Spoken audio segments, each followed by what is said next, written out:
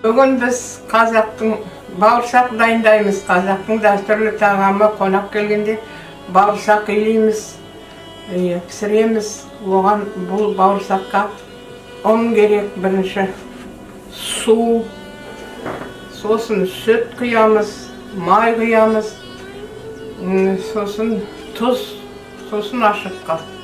Сонымен қосып илейміз. Ашытқы көтерілгенше 1-2 сағат тұрады, сосын пісіруге дайындаймыз. Ал енді дайындайық. Ұнға бірінші мынау тұз салып бұлғап аламыз, су құямыз, май құямыз. Содан кейін ашытқы саламыз.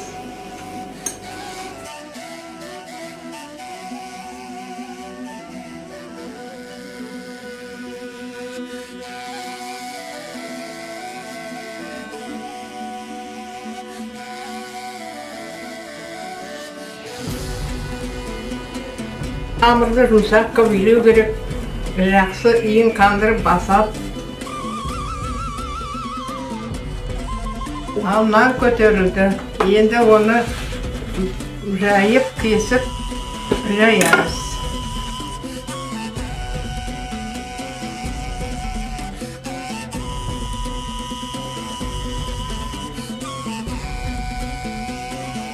Ал майымыз қызды.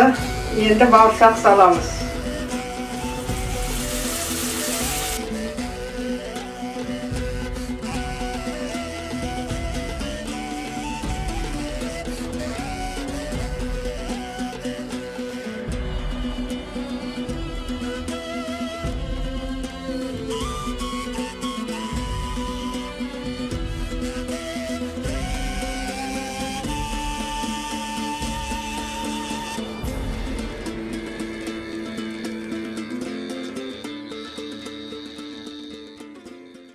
Әже, бүгінгі осы қазақтың ұлттық тағамы бауырсақты пісіруінің шеберлігінің көрсеткеніңізге рахмет.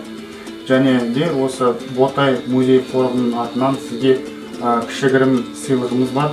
Алыңыз. Ой, рахмет, балам, көп жаса. Наурыздарың қайырлы болсын, наурыз мейрамы. Әрқашан осындай бауырсақ пісіріп, қазақтың жақсы дәстүрін істеп жүріңдер.